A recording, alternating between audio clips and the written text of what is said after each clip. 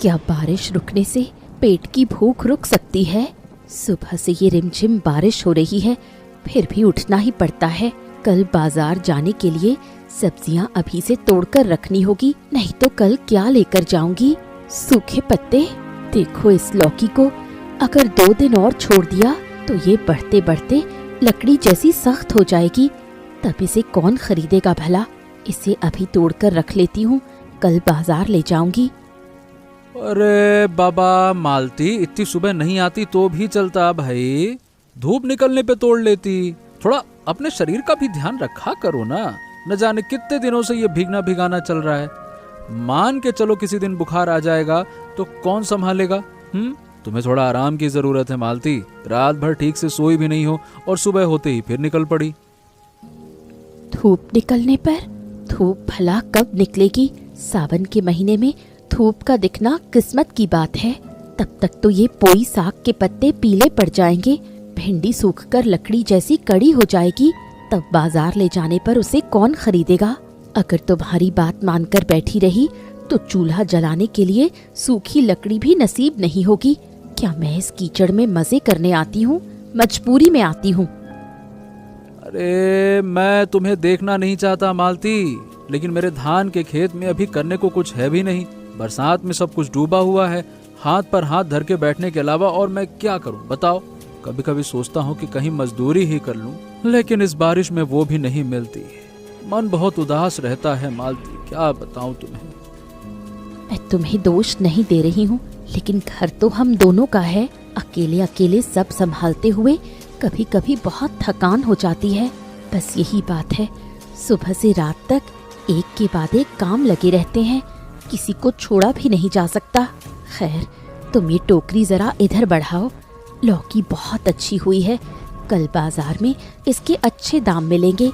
पोई साग भी काफी ताज़ा है, उसे भी तोड़कर रख लेती हूँ। अच्छा देता हूँ, तुम जरा संभाल कर पैर रखना, है ना? मिट्टी बहुत फिसलन भरी हो गई है। मौसी, क्या तुम रोज इसी रास्ते से जाती हो? मैं तो आज पहले ही दिन घुटनों तक कीचड़ में डूब गई। ऐसा लग रहा है कि ये जूते अब दोबारा पहनने लायक नहीं बचेंगे। ये रास्ता है या नदी, मुझे तो कुछ समझ नहीं आ रहा। एक कदम रखती हूँ तो दूसरा पैर फिसल जाता है। जूते? इस रास्ते पर जूते पहनकर आने का मतलब है इन्हें यहीं छोड़कर जाना। मैं तो खाली पैर ही आती हूँ। अब आदत हो गई है बेटा, पैरों के नीचे कीचड़ लगने पर अब कुछ महसूस ही नहीं होता। शुरू शुरू में बहुत तकलीफ होती थी, पर अब शरीर ने इसके साथ समझौता कर लिया है। जानती हो, जब पहली बार मैं इस रास्ते पर अकेली चली थी तो 3 बार गिरी थी। टोकरी की सारी सब्जियां कीचड़ में रोल हो गई थी। उस दिन मुझे बहुत रोना आया था। 3 बार? सच में? फिर क्या हुआ? फिर क्या होना था, सब्जियां बटोरी, उन्हें धोया, फिर से टोकरी में भरा और चल पड़ी। आंसू पोंछकर फिर से कदम बढ़ाना, यही तो जिंदगी है बेटा। अगर गिर जाओ तो उठना ही पड़ता है, इसके अलावा और कोई रास्ता नहीं है। मौसी, तुम्हें देखकर कभी कभी बहुत दुख होता है। तुम इतनी मेहनत करती हो, इतना कष्ट उठाती हो, और मौसा जी थोड़ी भी मदद नहीं करते। मतलब क्या वो तुम्हारे साथ नहीं आ सकते? कम से कम ये टोकरी तो उठा ही सकते हैं।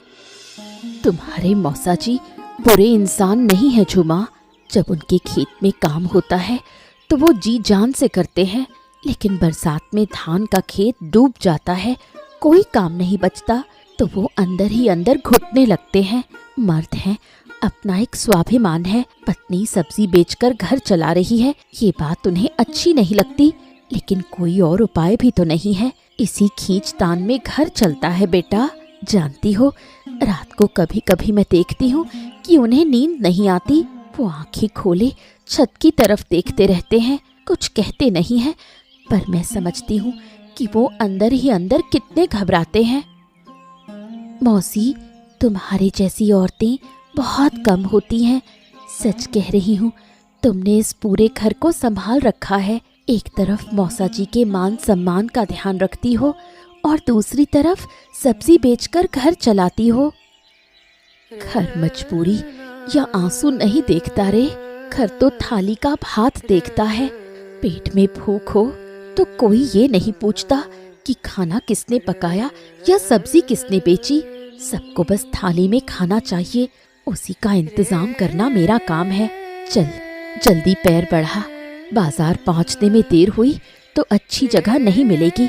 पिछली बार देर से जाने के कारण बिल्कुल कोने में बैठना पड़ा था, उस तरफ तो कोई ग्राहक आया ही नहीं था। चलो मौसी, मैं तुम्हारे साथ हूँ, आज मैं भी तुम्हारी मदद करूंगी। मौसी, आज तो बाजार बिल्कुल खाली पड़ा है। ऐसा लग रहा है कि बारिश की वजह से कोई घर से बाहर ही नहीं निकला। तुम इतनी मेहनत करके सब्जियां लाई हो, क्या आज कुछ भी नहीं बिकेगा?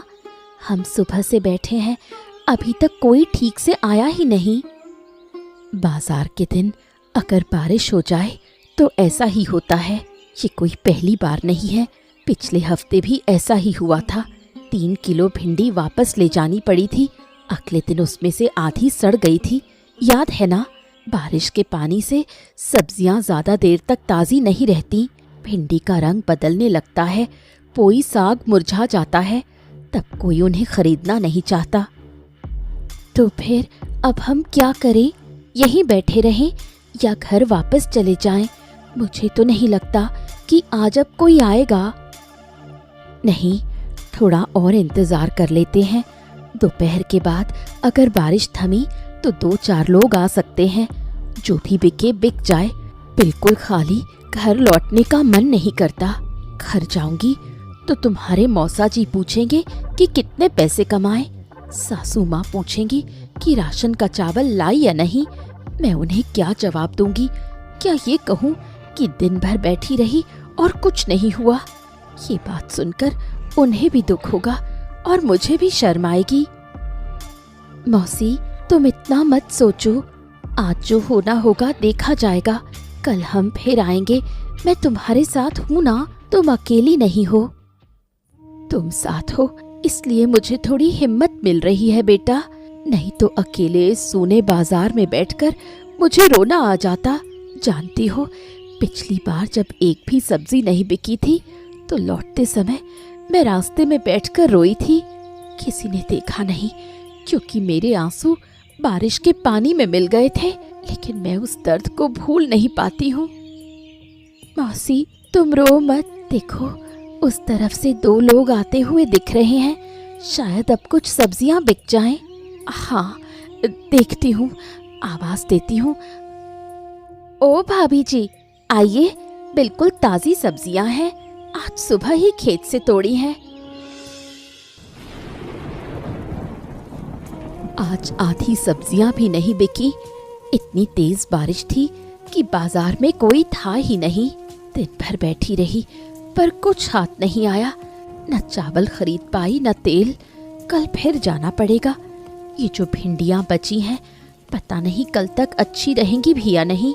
ऐसा लग रहा है कि इनमें से आधी फेंकनी पड़ेंगी। इतनी मेहनत सब बेकार चली गई। हाँ, अरे रोज रोज का यही किस्सा है भाई। भीग कर आती हो, कीचड़ उचड़ में लथपथा के आती हो, अपनी सेहत बिगाड़ रही हो, कितना कहता हूँ सुनती नहीं हो, और फिर आधी सब्जियां वापस आ जाती हैं। आखिर कब तक चलेगा ऐसा भाई? क्या मैं पत्थर का बना हूँ जो तुम्हें इस हाल में देखकर मुझे कुछ महसूस नहीं होगा? हैं? रोज रोज कहता हूँ, सुनती नहीं हो।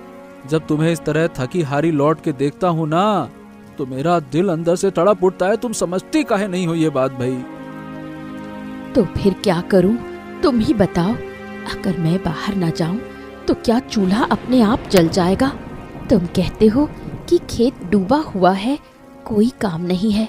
ठीक है, वो तुम्हारी गलती नहीं है, लेकिन जब मैं कोशिश कर रही हूँ तो क्या तुम्हें एक बार मदद के लिए नहीं कहना चाहिए था? तुमने एक दिन भी ये नहीं कहा कि चलो आज मैं भी तुम्हारे साथ चलता हूँ। एक दिन भी नहीं कहा कि ये टोकरी मैं उठा लेता हूँ। बस दूर बैठकर यही कहते रहते हो कि अपनी सेहत देखो, बुखार आ जाएगा। अगर बुखार आ गया तो क्या तुम मेरी सेवा करोगे, या तब भी यही कहोगे कि इतनी भीगी क्यों थी? अरे मैं तुम्हारी मदद नहीं करना चाहता, ऐसा नहीं है, लेकिन बाजार जाकर सब्जियां बेचना मतलब लोग क्या कहेंगे बताओ। गांव के लोग चुप नहीं बैठेंगे, पीठ पीछे बातें करेंगे कि इसकी पत्नी सब्जी बेचती है और ये खुद घर बैठा रहता है। बताओ भला। लोग तो यही कहेंगे ना कि तुम्हारी पत्नी मेहनत करके घर चला रही है, इसमें शर्म की क्या बात है। शर्म तो तब आनी चाहिए जब घर में खाने को दाना ना हो। शर्म तो तब आनी चाहिए जब पत्नी अकेली कीचड़ में रास्ता नापे और पति घर बैठकर लोगों की बातों के बारे में सोचे। गदाधर, मैं तुम्हें छोटा नहीं दिखा रही हूँ, लेकिन अगर मैं सच नहीं बोलूंगी तो कौन बोलेगा। मालती, मैं एक बात कहती हूँ, अपना मुंह मत बनाओ। पुराने जमाने में घर की बहुएं इस तरह बाहर नहीं जाती थी। वो सब्जी के खेतों में काम जरूर करती थी, लेकिन बाजार जाकर बेचने का काम मर्द करते थे। तुम रोज सुबह सुबह निकल जाती हो और शाम को लौटती हो। गांव के लोग तरह तरह की बातें बनाते हैं। माँ, मैं भी रोज रोज बाहर नहीं जाना चाहती। अगर घर पर रहकर सब संभाल पाती तो मुझे भी बहुत खुशी होती, लेकिन हकीकत कुछ और ही है। गदाधर के खेत में अभी कुछ पैदा नहीं हो रहा। जब तक बरसात खत्म नहीं होगी तब तक धान की रोपाई नहीं हो सकती। तब तक घर का खर्च कैसे चलेगा। अगर मैं ये थोड़ी बहुत सब्जी ना बेचूं तो महीने का राशन खरीदने के पैसे भी नहीं बचेंगे। तुम ही बताओ माँ, अगर चावल नहीं खरीदूंगी तो भात कैसे बनेगा। तेल नहीं लाऊंगी तो सब्जी कैसे छौंकूंगी। वो तो मुझे पता है, लेकिन तुम्हें अपने शरीर की तरफ भी तो देखना चाहिए। कल से भीग भीग कर आ रही हो, तुम्हारे हाथ पैर सूज गए हैं। किसी दिन बुखार चढ़ गया तो ये घर कौन संभालेगा। मैं तो अब बूढ़ी हो चुकी हूँ, मुझसे ज्यादा कुछ होता नहीं है। मेरे घुटनों में दर्द रहता है, आंखों से भी धुंधला दिखता है। मैं भला कितना कर पाऊंगी। माँ, मैं जानती हूँ कि तुम मेरा बुरा नहीं चाहती, लेकिन जब ऐसी कड़वी बातें सुनती हूँ तो दिल टूट जाता है। दिन भर इतनी मेहनत करके लौटने के बाद अगर घर में भी कोई मीठे बोल ना बोले तो मैं कहाँ जाऊँ। मुझे सब्जी बेचने में कोई शर्म नहीं आती माँ। शर्म तो तब आती है जब लगता है कि मेरी इस मेहनत की किसी को कोई कद्र ही नहीं है। क्या मैं ये सब अपने लिए करती हूँ? इसी परिवार के लिए तो करती हूँ, तुम्हारे लिए, गदाधर के लिए, हम सब के लिए। अगर तुम बस इतना कह देती माँ कि बहू तू बहुत अच्छा काम कर रही है, तो मेरे लिए वही काफी होता।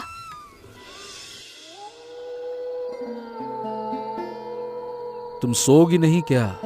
बहुत रात हो चुकी है, कल सुबह तुम्हें फिर जल्दी उठना है, थोड़ा आराम कर लो। अरे टोकरी तो कल भी ठीक की जा सकती है। इस अंधेरे में अपनी आंखें क्यों खराब कर रही हो? क्या जरूरत है इसकी, बताओ भला। अगर इस टोकरी को ठीक नहीं किया तो सब्जियां किस में लेकर जाऊंगी? अगर इसे आज नहीं सुधारा तो कल नई टोकरी खरीदनी पड़ेगी। नई टोकरी खरीदने के पैसे कहाँ हैं हमारे पास? सब चीजों का हिसाब जोड़ती हूँ तो सिर घूमने लगता है। तुम सो जाओ, मुझे अभी थोड़ा और समय लगेगा। बस इस धागे को पूरा कर लूं, फिर आती हूँ। मालती, क्या तुम मुझसे नाराज हो? हैं? देखो, मैं जानता हूँ कि आज मैंने जो भी कहा वो गलत था, लेकिन मैं भी तो बहुत तकलीफ में हूँ ना। अपनी जमीन पर कुछ भी नहीं कर पा रहा हूँ और अपनी पत्नी को बाजार जाते देख रहा हूँ। ये सहना मेरे लिए आसान नहीं है। अंदर ही अंदर खुद को निकम्मा महसूस करता हूँ मालती। वही गुस्सा तुम्हारे ऊपर निकल जाता है जो असल में मुझे खुद पर होना चाहिए। कोई नाराजगी नहीं है गदाधर। अगर नाराजगी होती तो मैं कब की चली गई होती। मैं यहाँ हूँ क्योंकि ये मेरा घर भी है, लेकिन हाँ, मन में एक ठेस जरूर है। मुझे बस थोड़ा साथ चाहिए, कोई बात करने वाला चाहिए। दिन भर अकेली कीचड़ में चलती हूँ, अकेली बाजार में बैठती हूँ और अकेली ही लौटती हूँ। उसके बाद घर आने पर सुनना पड़ता है कि लोग क्या कहेंगे। आखिर किसके लिए कर रही हूँ ये सब? क्या तुम कभी सोचते हो कि मैं भी थक जाती हूँ? मेरा भी मन करता है कि कोई मुझसे कहे, मालती आज तुम आराम करो, बाकी सब मैं देख लूंगा। क्या तुम्हें एक बार भी ऐसा महसूस नहीं होता? हमारे लिए, हम सबके लिए। देखो, मैं सब कुछ समझता हूँ मालती। चलो, अब मैं तुम्हें कभी अकेला नहीं छोड़ूंगा, सच कह रहा हूँ। काहे गदाधर, तेरा चेहरा देखकर तो वैसा लग रहा है जैसे कल रात तूने कोई भूत देख लिया हो। क्या हुआ है? क्या पत्नी से फिर से कोई कहा सुनी हुई है, या माँ से हो गई है उठा पटक, या फिर दोनों से ही हो गई है? अरे बोल बोल, क्या बात है? ऐसे चुपचाप बैठा रहेगा तो अंदर ही अंदर सड़ेगी बात, बता। अरे काका, ये हंसने की बात नहीं है। मालती रोज बाजार जा रही है, भीग रही है, खून पसीना बहा रही है, और मैं क्या बताऊं, मैं कुछ भी नहीं कर पा रहा हूँ। ऊपर से माँ भी उसे खरी खोटी सुना देती है। इन सब वजहों से घर का माहौल बहुत भारी हो गया है। कोई किसी से ठीक से बात नहीं कर रहा है। घर में एक अजीब सा सन्नाटा पसरा हुआ है। ऐसे माहौल में सांस लेना भी मुश्किल लगता है। क्या बताऊं।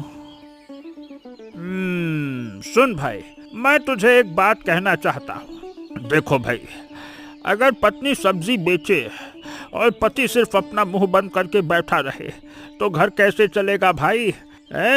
मेरा मतलब समझा तू? तेरी पत्नी खेत में कीचड़ से लड़ रही है और तू घर बैठकर स्वाभिमान की चिंता कर रहा है। अरे भैया, स्वाभिमान अच्छी चीज है, लेकिन खाली पेट वो किसी काम नहीं आता। अरे भाई, मैं भी एक किसान हूँ, मैं भी जानता हूँ कि बरसात में कैसा महसूस होता है, लेकिन हाथ पर हाथ धरकर बैठने से ये जीवन थोड़ी चलता है? काका, मैं क्या बताऊं, मैं जानबूझकर खाली नहीं बैठा हूँ। खेतों में पानी भरा है, कोई काम नहीं है। अब मैं क्या करूं? पानी में तैर जाऊं क्या? बताइए। मैं तो रोज सोचता हूं कि कुछ काम करूं, लेकिन करूं क्या, यही समझ नहीं आता। अरे किसने कहा भैया कि कोई काम नहीं है? आलूआ काम नहीं है, खूब काम है। तेरी पत्नी अकेले बाजार जा रही है तो क्या तू उसके साथ नहीं जा सकता है? उसकी टोकरी नहीं उठा सकता, उसके पैसों का हिसाब किताब नहीं कर सकता, उसके सिर पर छाता तान कर उसके पास खड़ा नहीं हो सकता है? बता। अरे उसके माथे का पसीना नहीं पोंछ सकता, उसके पानी की एक गिलास पकड़ के पानी नहीं पिला सकता, उसके बैठने की व्यवस्था नहीं कर सकता। क्या नहीं कर सकता बता? हर काम के लिए धान का खेत होना जरूरी थोड़ी है। कुछ भी बात कर तुझसे तो धान का खेत, धान का खेत, धान का खेत। ससुरा, गदाधर ऐसा है, कभी कभी सिर्फ किसी के पास खड़े हो जाने से ही बहुत बड़ी मदद हो जाती है। समझा कि नहीं समझा कुछ? काका, हाँ, तुम बिल्कुल सही कह रहे हो। मुझसे बहुत बड़ी गलती हो गई, लेकिन अब आगे मुझे क्या करना चाहिए? अरे भाई, सीधी सी बात है, करना क्या है? कल से अपने पत्नी के साथ जा, उसकी टोकरी उठा, उसके बगल में खड़ा रहे, बस इतना ही कर। फिर देखना कैसे सब कुछ बदल जाता है। और एक बात हमेशा याद रखना, लोग क्या कहेंगे अगर ये सोचेगा तो जिंदगी में कभी कुछ नहीं कर पाएगा। अरे लोग तो बातें बताते हैं फिर भूल जाते हैं, लोगों का क्या है, लेकिन पत्नी अपना दुख कभी नहीं भूलती है।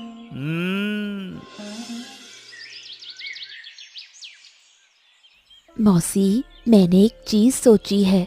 तुम रोज बाजार जाती हो और सब्जियां सजाकर बैठती हो, लेकिन तुम्हारी इन सब्जियों की कोई अपनी पहचान नहीं है।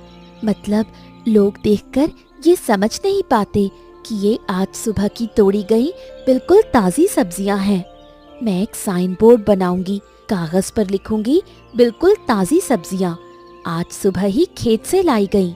फिर उसे एक बांस की लकड़ी पर लटका दूंगी। लोग इसे देखेंगे तो उन्हें खरीदने का मन करेगा। क्या कहती हो मौसी? Sign board? बाजार में सब्जी बेचने वाले का साइन बोर्ड? क्या लोग हंसेंगे नहीं? भला कौन इतना सब पढ़कर सब्जियां खरीदता है बेटा? लोग आते हैं, दाम पूछते हैं, अच्छी लगती है तो लेते हैं, नहीं तो आगे बढ़ जाते हैं। मैंने तो आज तक किसी को साइन बोर्ड देखकर सब्जियां खरीदते नहीं देखा। मौसी, तुमने देखा नहीं, आजकल शहरों में हर चीज पर लिखा होता है ऑर्गेनिक, फ्रेश। तुम्हारी सब्जियां सच में ताजी हैं, सच में सीधे खेत से आई हैं, तो ये बात लिखने में क्या बुराई है? और मैं एक काम करूंगी, सब्जियों को थोड़ा अच्छे से सजा कर रखूंगी, लौकी एक तरफ, भिंडी एक तरफ और पोई साग की अलग अलग गड्डियां बनाकर रखूंगी। सब चीजें दिखने में सुंदर लगती हैं तो लोग खुद ब खुद रुक जाते हैं। ऐसा लगता है कि तू कॉलेज जाकर बहुत कुछ सीख रही है। ठीक है, जैसा मन करे करके देख ले। अगर काम बन गया तो अच्छा है, नहीं तो कम से कम लोगों के हंसने का जरिया तो बनेगा ही। लेकिन हाँ, जरा साफ साफ अक्षरों में लिखना ताकि लोग पढ़ सकें। पिछले साल रमेश भाई ने अपनी दुकान पर एक बोर्ड लिखवाया था, कोई उसे पढ़ ही नहीं पाता था। तुम देखना मौसी, कल बाजार के सारे लोग तुम्हारी ही दुकान पर आएंगे। मैं खुद वहाँ खड़ी रहकर लोगों को आवाज दूंगी। तुम बस सब्जियाँ तोल कर देना, बाकी सब मुझ पर छोड़ देना। मैं सोच रही हूँ कि पोई साग की गड्डियों को केले के पत्तों में लपेट कर रखूं। इससे वो देखने में बहुत सुंदर लगेंगे और लोग उन्हें तुरंत हाथ में उठाना चाहेंगे। क्या विचार है मौसी? वाह, केले के पत्तों में लिपटा हुआ पोई साग, ये तो सच में बहुत अच्छा विचार है। पेड़ों पर केले के पत्तों की कोई कमी तो है नहीं। ठीक है, कल देखते हैं कि तेरी ये बुद्धि कितना काम करती है।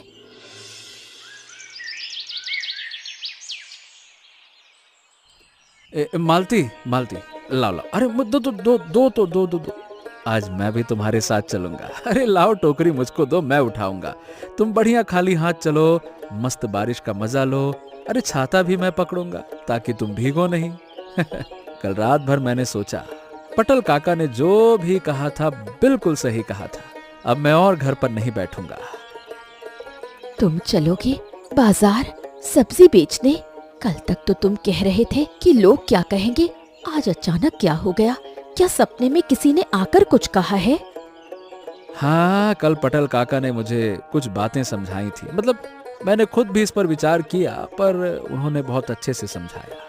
तुम अकेले इतना सब कुछ झेल रही हो, ये सही नहीं है। मैं तुम्हारे साथ रहूंगा तो तुम्हें थोड़ी तो हिम्मत मिलेगी।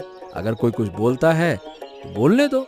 अरे मेरी पत्नी मेहनत कर रही है तो मैं भी करूंगा, इसमें कौन सी शर्म की बात है। और जानती हो भाग्यवान, कल रात माँ से भी बात हुई थी। माँ ने भी कहा कि मालती को अकेला मत छोड़ना। बस उनकी वो बात मेरे दिल को छू गई। मैं बहुत दिनों से तुम्हारे मुंह से यही बात सुनना चाहती थी गदाधर। चलो फिर आज हम दोनों मिलकर चलते हैं। झूमा ने एक साइन बोर्ड भी बनाया है और सब्जियों को बहुत सुंदर तरीके से सजाया भी है। देखते हैं आज का दिन कैसा रहता है।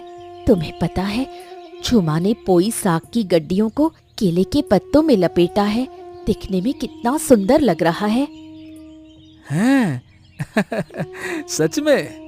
वाह, झूमा तो बहुत समझदार लड़की है।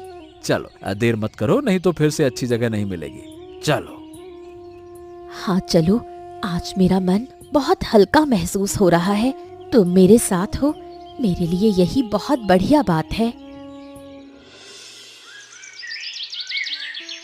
गदाधर, आज सब कुछ बहुत अच्छा रहा, ये सच है। लेकिन क्या मैं एक बात कहूँ, बहुत दिनों तक मैं इस रास्ते पर बिल्कुल अकेली चली हूँ। अकेली ही बाजार में बैठी हूँ। कभी सब्जियाँ बिकी तो कभी नहीं बिकी। लेकिन मुझे सबसे ज्यादा तकलीफ तब होती थी जब घर लौटती थी। घर पर किसी ने कभी ये नहीं पूछा कि क्या मैं थक गई हूँ या मेरे पैरों में दर्द हो रहा है। मैं तुम्हें कोई दोष नहीं दे रही हूँ। मैं जानती हूँ कि तुम भी अपनी लाचारी से परेशान थे। लेकिन अगर कोई मेरे इस दर्द को थोड़ा समझ लेता तो मेरा बोझ थोड़ा हल्का हो जाता। मैं अकेले सब कुछ संभाल सकती हूँ, लेकिन मैं अकेली रहना नहीं चाहती। क्या तुम मेरी बात समझ रहे हो? मैं दिखने में मजबूत हूँ, लेकिन अंदर से बहुत थक जाती हूँ। कभी कभी मन करता है कि सब कुछ यही छोड़ दूँ। फिर सोचती हूँ कि अगर छोड़ दिया तो क्या होगा। ये परिवार हमारा है, मैं इसे इस तरह बीच में छोड़कर नहीं भाग सकती। हाँ, मैंने तुम्हारा ये दर्द हमेशा देखा है मालती, लेकिन कभी कभी ना समझने का नाटक किया है। वो मेरी अपनी कमजोरी थी। लेकिन आज से मैं खुद को बदलने की पूरी कोशिश करूंगा। ये सच कह रहा हूँ, मेरी बात पर विश्वास करो। अब मैं तुम्हें कभी अकेला बाजार नहीं जाने दूंगा। तुम मेरे साथ हो तो मेरी ताकत हो, और मैं तुम्हारे साथ हूँ तो तुम्हारी ताकत हूँ। हम दोनों साथ में हैं तो एक मजबूत ताकत है। इतना तो अब मैं भी समझता हूँ। मैं बहुत दिनों से तुम्हारे मुंह से बस यही शब्द सुनना चाहती थी गदाधर। आज मेरा दिल पूरी तरह से भर आया है।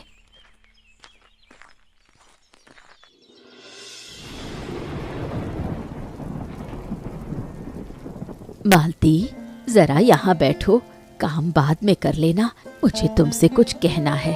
आज शाम को मैंने तुम दोनों की बातें सुन ली थी। तुमने गदाधर से जो कुछ भी कहा वो सब मैंने सुना। मैं तुम्हारी तकलीफ को कभी समझ ही नहीं पाई बेटा, या शायद समझकर भी अनजान बनी रही। जानती हो, तुम्हारी बातें सुनकर मुझे अपनी शादी के बाद के दिन याद आ गए।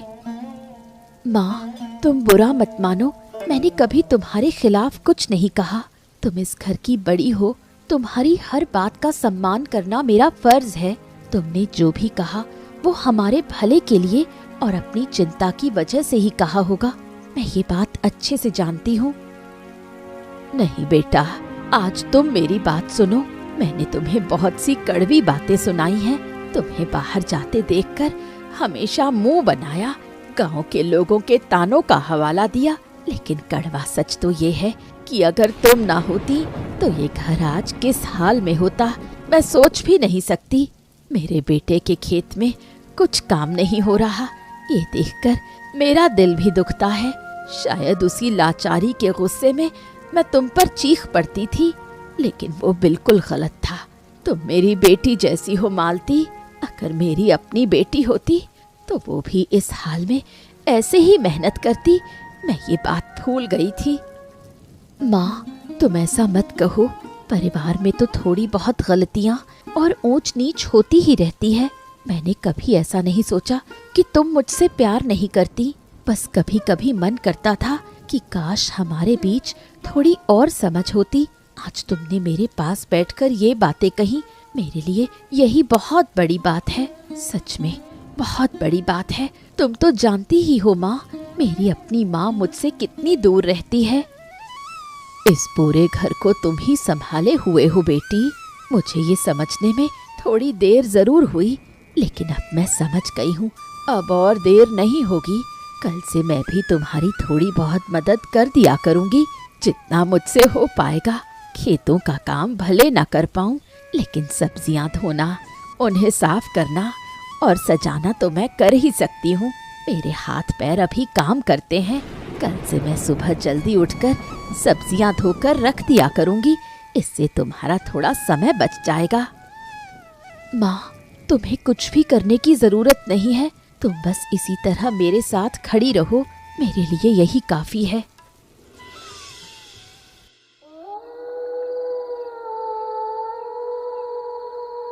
मालती, थोड़ा चाय पी लो। आज ये चाय मैंने खुद बनाई है। माँ से पूछ लिया था कि कितनी चीनी डलेगी, कितनी पत्ती, कितनी तुलसी, सब मैंने पूछ लिया। शायद थोड़ी ज्यादा मीठी हो गई होगी, लेकिन मैंने इसे बहुत दिल से बनाया है। पहली बार बनाई है ना, इसीलिए थोड़ी बहुत कमी रह सकती है। लेकिन तुम पियो, लो लो।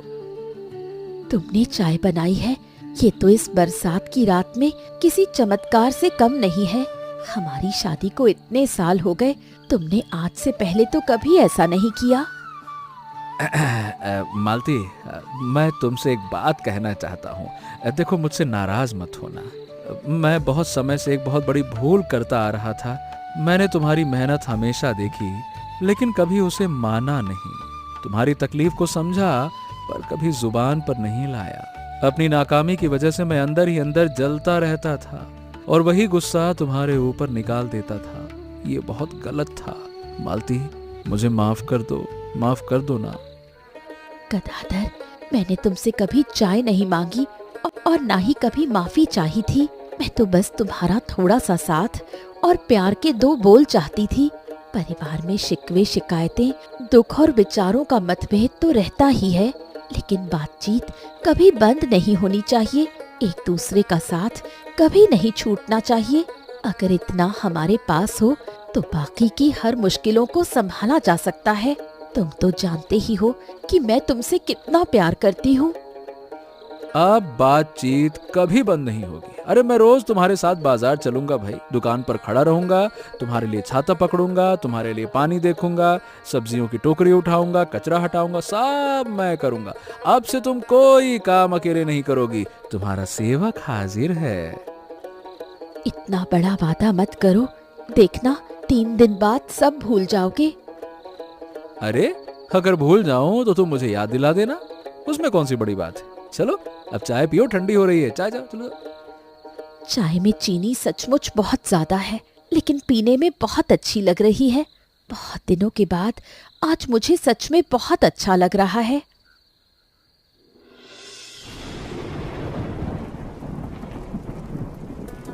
मौसी, आज बाजार में जैसी बिक्री हुई उसे देखकर तो मैं हैरान रह गई।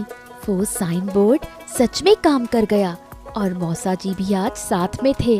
अब से मौसा जी भी सब्जी वाले बन गए हैं। क्यों मौसा जी, सही कहा ना? केले के पत्तों में लिपटे हुए पोई साग को सबने बहुत पसंद किया। एक भाभी जी तो कह रही थी कि इस तरह से सब्जियां कोई नहीं देता। उन्होंने कहा है कि वो दोबारा जरूर आएंगी। सब्जी वाला नहीं, सब्जी वाली का हेल्पर कहो। अरे असली मालिक तो तुम्हारी मौसी ही है। मैं तो बस टोकरी उठाने और छाता पकड़ने का काम करता हूँ। वैसे आज मुझे बहुत अच्छा लगा, सच कह रहा हूँ। आज बाजार में खड़े होकर मैंने देखा कि मालती कैसे लोगों से बात करती है, कैसे दाम तय करती है और कैसे सब्जियां तौलती है। मुझे लगा कि इतने दिनों तक मैंने जिंदगी में कितनी बड़ी चीज मिस कर दी थी। अब जाकर बात बनी। अरे जब पत्नी बेचे सब्जी और पति भी उसके साथ कंधे से कंधा मिलाकर रहे खड़ा, अरे तभी तो घर चले सबसे अच्छा। मैंने अपनी पूरी जिंदगी में बस यही एक सबक सीखा है गदाधर, कि घर अकेले चलाने की चीज नहीं है। जब 2 लोग मिल जाते हैं ना तो बोझ आधा हो जाता है।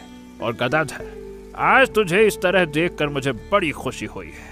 अगर आज तेरे बाबूजी जिंदा होते तो उन्हें तुझ पर बहुत गर्व होता। तुमने बिल्कुल सही कहा पटल। मैं बूढ़ी औरत हूँ, लेकिन आज मुझे एक नई बात समझ में आई है। बहू ने इस घर के लिए जो कुछ भी किया है, हम में से किसी ने कभी उसकी सही कीमत नहीं समझी। लेकिन अब से मैं भी उसकी थोड़ी बहुत मदद जरूर करूँगी।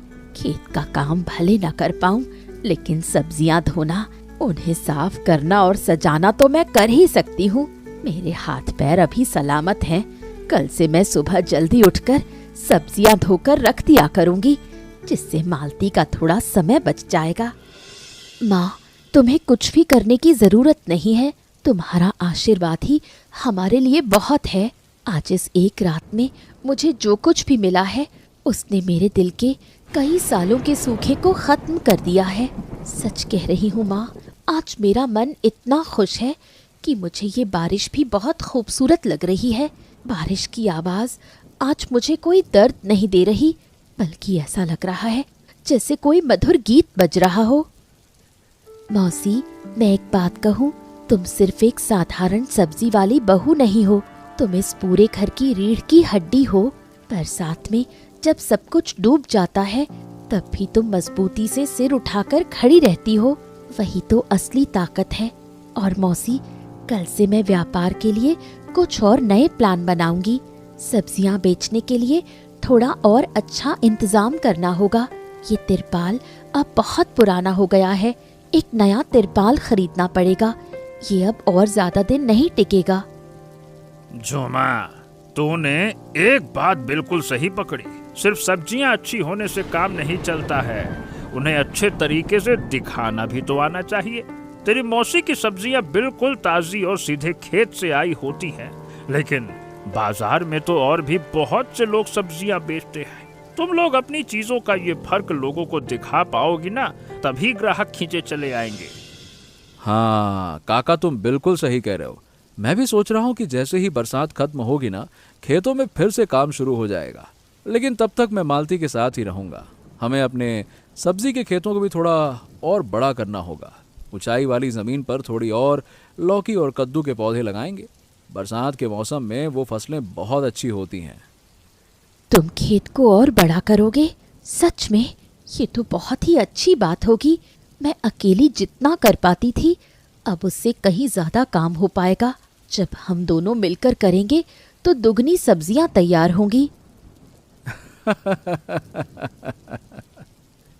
बरसात चाहे जितना भी कीचड़ फैलाए, अगर अपने लोग साथ खड़े हों तो जिंदगी का आंगन हमेशा हरा भरा रहता है। अकेले अकेले तो इंसान बहुत लंबा रास्ता तय कर सकता है, लेकिन जब कोई अपना साथ चल रहा हो तो उस रास्ते का एहसास ही बदल जाता है। हमारा परिवार कोई अमीर नहीं है, लेकिन आज की रात मुझे ऐसा महसूस हो रहा है जैसे हमें दुनिया की सारी दौलत मिल गई हो। थोड़ा सा आपसी तालमेल, थोड़ी सी माफी और थोड़ा सा प्यार, मुझे बस इसी चीज की चाहत थी। इसके अलावा मुझे और कुछ नहीं चाहिए। बस इतना ही बना रहे तो जिंदगी कट जाएगी। ये साथ हमेशा रहेगा। बेटा, हम सब तुम्हारे साथ हैं।